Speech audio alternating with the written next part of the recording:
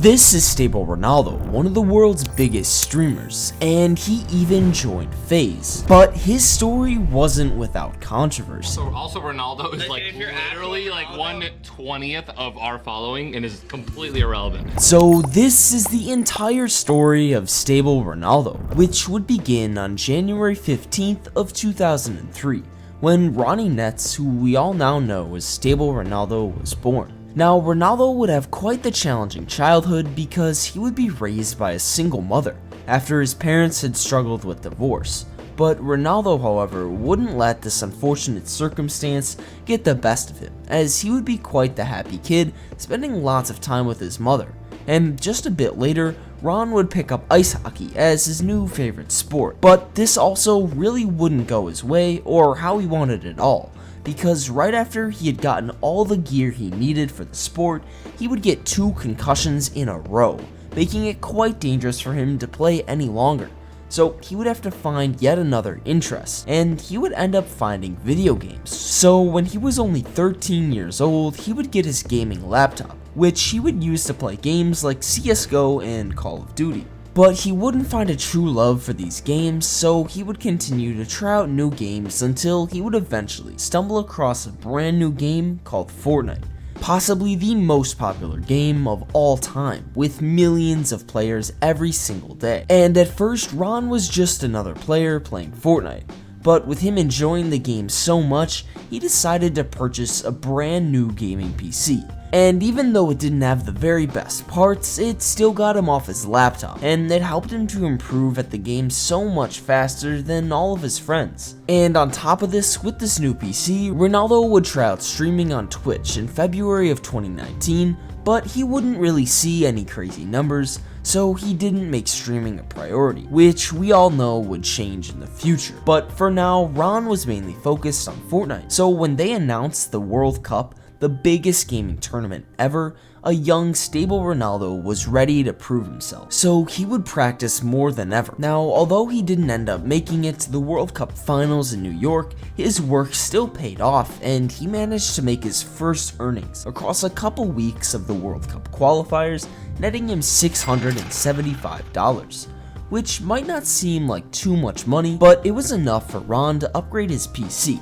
Now, this was a great way for Ron to invest in himself and his own career, and his mom was a huge advocate of it. So with his mom on his side, along with his new upgraded computer parts, he would continue playing tournaments, with the hope of one day winning it all. Then, following the World Cup, heading into Season X, Fortnite would announce FNCS, the big tournament held every single Fortnite season. And to kick it all off, Season X's FNCS would be trios. So Ron had once again another opportunity to test his skills, and he would do quite well throughout the season, managing to place better and better by each tournament, managing to make just over $3,100, which was quite the large improvement for Ron from the World Cup. But little did he know, in the very next season, he would have his breakthrough, and it all happened in Season 1 of Chapter 2, where Fortnite would announce the FNCS game mode to be squads. So of course, Ronaldo had to find a team, and this is where Ronaldo would meet a Fortnite player named Unknown Army, possibly the most important person Ron would ever meet. And you might be asking, how did they meet? Well, it all came down to luck, because back in the World Cup, one week in duos, Ron and his friend were playing, and they'd gotten pretty much totally destroyed by a player named Unknown Army.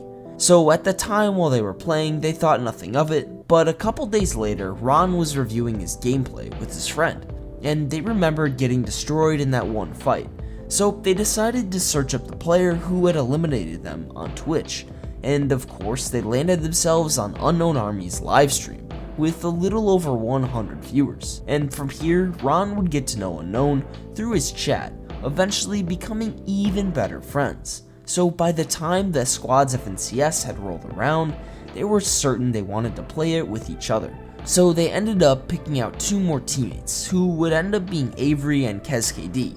And if you know about KezKD, you know. But anyways, there were tons of other great teams, so Ron needed to put in the practice to get ahead of everyone. And at first in the season, they were doing alright, but really not too good, only managing to place within the top 30 on occasion. Now, of course, these are great placements for many people, but for Ronaldo, this just wouldn't cut it. So he would practice more than ever, learning about all their mistakes and fixing all of them, leading them to win the next week of qualifiers, which was a huge milestone in Ron's career. And although this didn't mean he'd won any money quite yet, it meant a ton to him and his mom, who had always believed in him. We got first in the heat, so the day before, and she was impressed. She was like, "You got first? You got?" I was like, "You know, you have to explain, Nick. You don't get money." Like, right. I was like, "You don't get money." Blah blah. She's like, "Oh, it doesn't matter. You got fucking first." And I was like, "Yeah, it was cool." Now, while he didn't win money from this tournament victory, he still, of course, was qualified to the grand finals, and this would be his opportunity to make some serious money. So when the day came, he was confident. With all of his practice and preparations in place, he would load into the first game of FNCS Grand Finals.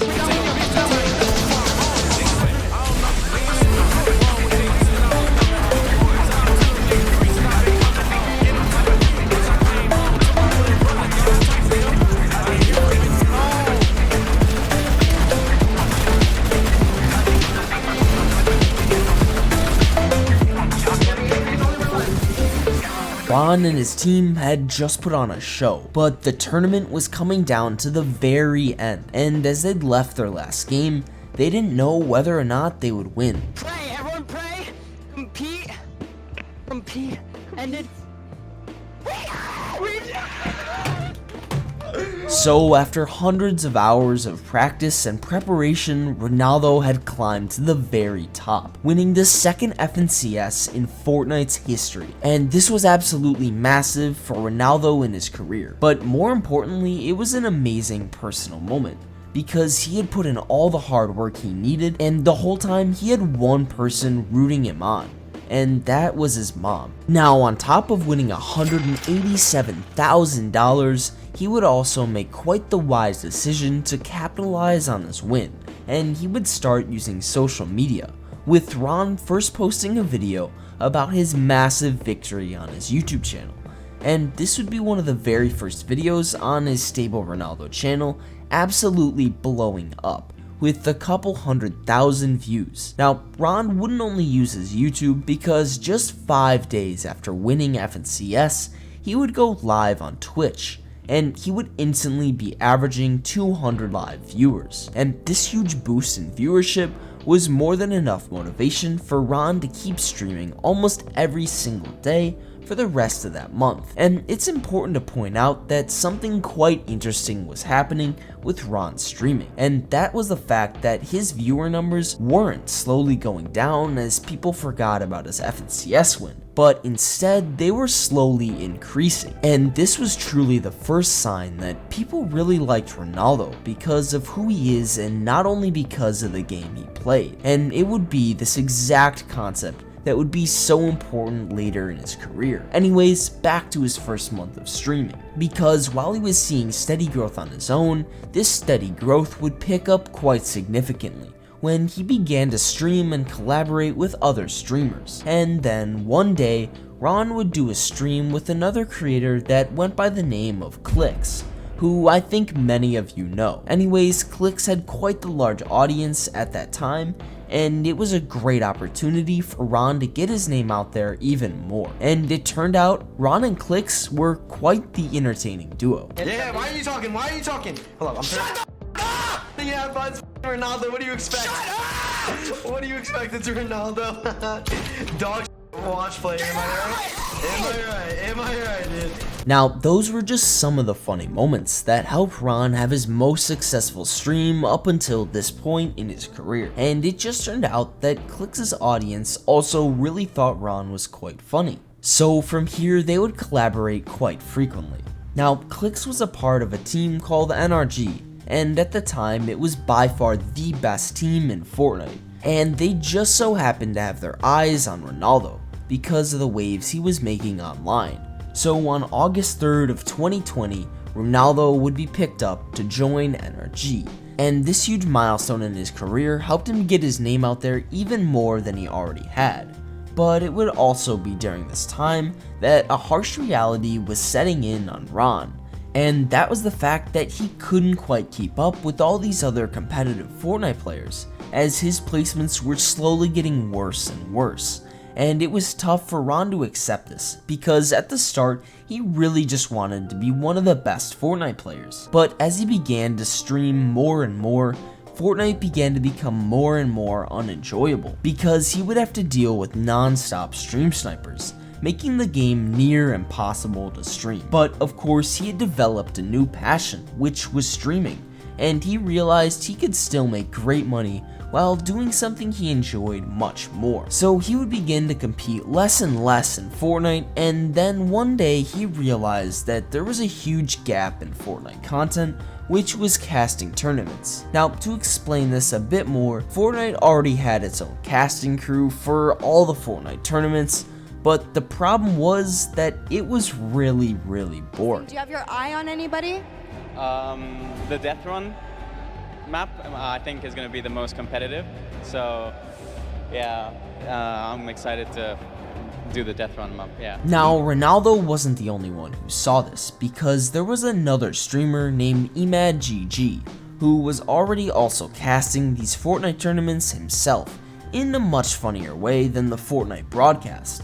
Obviously, not being on payroll from Epic Games, allowing him to do and say whatever he wanted. And because he was so much more entertaining than the Fortnite broadcast, many people watched him instead, helping him to average over 9,000 live viewers. Now, Ron saw all of this, and he thought to himself that EmadGG was actually rather boring. So he decided to run his own viewing parties on all the tournaments he wouldn't qualify for. And he began to realize that he was getting more viewers when he was watching than when he was playing.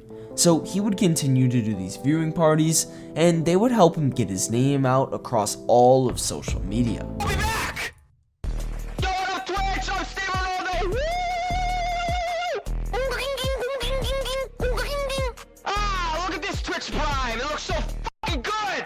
I'd rather use it on me than clicks! Woo! Just spreading barbecue sauce! Woo! Give me your money! Bucky didn't load in. Fuck you, Donald! Sorry, please don't take away my supporter creator code. I'm not talking about you. I'm talking about Donald. Now, these viewing parties helped Ron grow his following like crazy, and they really helped him to realize that people were watching him for his personality. And as he realized this, he would almost fully transition from streaming himself playing Fortnite to streaming himself watching others play Fortnite tournaments, and casting that instead.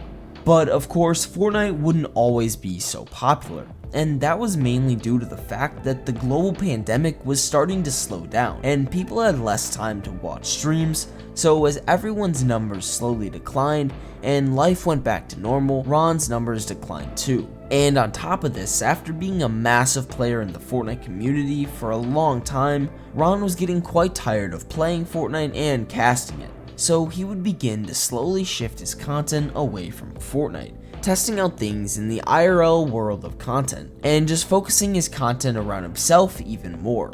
And while many people watched Ron for Ron while he streamed Fortnite, these viewers just didn't seem to follow him from Fortnite, because during this time in 2022 and 2023, Ron would see his lowest numbers ever on all of his platforms.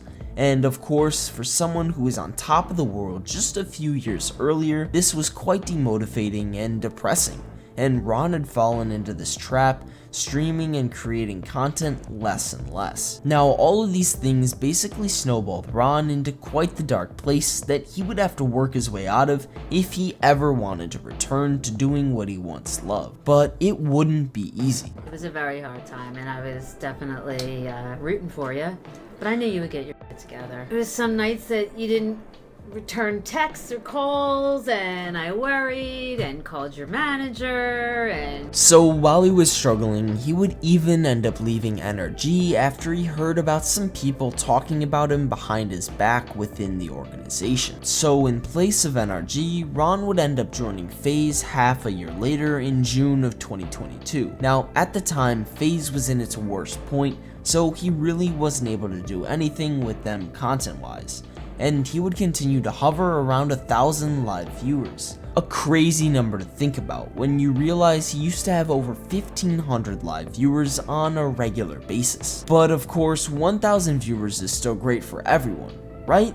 Well, that is except for Ninja. Now, you may be wondering exactly what I'm talking about here. Well, one day, Ron decided to go into Tim the Tatman's chat while he was streaming on YouTube with Cloaksy and Ninja next to him. And Ron basically just said, "Hi, what's up?" And at first, the three saw his message and debated whether or not it was the real Stable Ronaldo that had messaged them, with Ninja then all of a sudden ranting about Ron tearing down his success and community totally unwarranted. Is that actually Ronaldo? I don't think so. I don't think that's. I mean, the thing with YouTube is anyone can make any accounts. Yeah, I don't think that's actual. Also Ronaldo is like If you're literally actual like Ronaldo- 1/20th of our following and is completely irrelevant. He tried to be an IRL streamer and failed miserably. Now, after Ron had just gotten attacked totally out of the blue, he was absolutely shocked, so he would post about it on Twitter. Then a bit later, he would respond to it on a live stream. So that's the first thing he said. I'm 1/20th of Ninja's following, and I'm completely irrelevant. I'm not gonna lie, that don't sound accurate. You got 20 million fucking followers on fucking YouTube, and your last video, which you went fucking prime in Fortnite, is not even peaking half of what my newest video did. Now, after all the beef, everyone realized that Ninja was drinking that night and was probably under the influence of alcohol. But what he said still definitely wasn't warranted, and Ninja received tons of backlash for it. And for Stable Ronaldo, his numbers shot up for a day or two, but once the beef had passed, his numbers went right back down to his normal 1,000 viewers he was averaging at the time. And to be honest, from here it seemed like Ron would slowly fall off, dropping viewers consistently for the foreseeable future, as he would continue to have quite the inconsistent streaming schedule, only really streaming whenever he wanted. But this downward trend wouldn't quite continue because in late 2023, Fortnite would announce the return of Fortnite.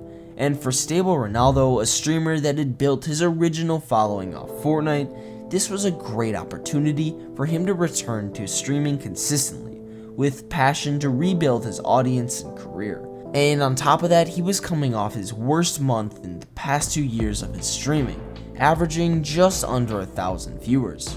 So Ronaldo could only really go up from here, and as soon as the OG Fortnite season dropped, he would begin streaming every single day. Now, at first his viewers were still on the lower side, but as he began to collaborate with other creators, people started to realize he was back, and after just the first 2 weeks of the new season, he would be averaging over 7,000 live viewers. Now, during this stretch of time, Ron would also even collaborate with some of the biggest names in streaming, being Speed, XQC, and of course his old friend Clicks. But Fortnite just wasn't very fun for Ron, so even though he enjoyed streaming, he would much rather be doing something else than playing Fortnite on stream. But he tried that once before, and not many viewers really followed him. So why would Ron try to transition his audience once again if it didn't work before? Well, the difference between then and now is that way back a couple years ago, his audience was still very invested in gaming and especially in Fortnite because they were still quite young, causing them to care more about the game than Ron, the streamer. But now in OG Fortnite, all the players from a couple years ago returned to Fortnite to give it another try, and of course they were a bit older, and lots of Ron's old original audience over the years had slowly walked away from Fortnite, focusing more on real life in the time that Ron had his low performing period. So now when Ron had switched away from Fortnite once again, this time his audience was much older, and therefore IRL streaming appealed to them much more than gaming. So now that you understand that, it will make sense to you why Ron's numbers only continued to increase as he slowly stopped streaming Fortnite. And it would be during this point in Ron's career when he would become especially close with another streamer and friend of his named Lacey. And together the two would do tons of IRL streams, even doing some with productions in the FaZe warehouse. And following these streams, it was obvious to them that people were enjoying them, because their numbers were way higher than they had ever been. So after a couple more IRL streams and a bunch of general reaction and chatting streams, something massive would happen. Now, if you guys remember from earlier in the video, Ron had joined FaZe clan quite a while back, and at that time FaZe was in quite a bad place with little to nothing going on. But since then, in the past few years, they managed to get back on the right track, and they would decide to sign 4 big streamers, being Ron's friends Lacey, Jason, Blackboy Max, and Silky. Now, they wouldn't just sign all these big names, because in late May of 2024, Ron, along with the other new streamers in FaZe, would move into a brand new FaZe house in LA, where they would all be able to collaborate quite freely, and Ron would absolutely take advantage of this space, creating content with Lacey, Max, and Jason almost every single day. And of course, these funny personalities all being together created some of the most entertaining streams on Twitch.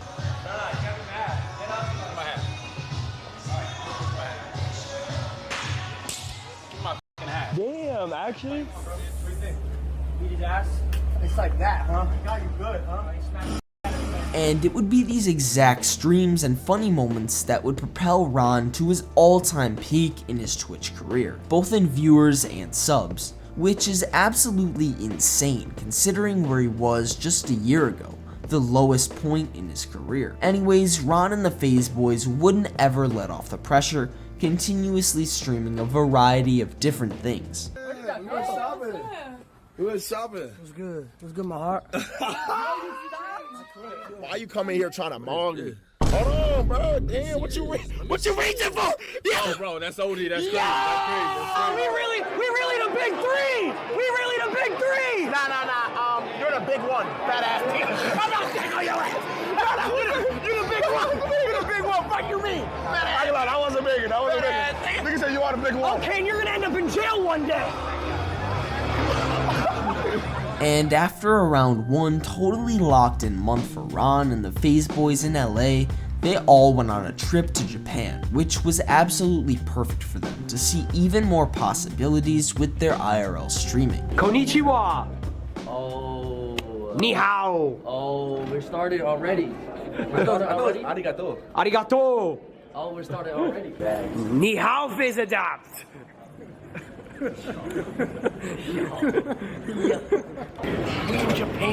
We in Japan. Look who we found, bro. We found Ray. Lacey, look. It's a watermelon hydrating sheet mask. Well. What's that supposed to mean?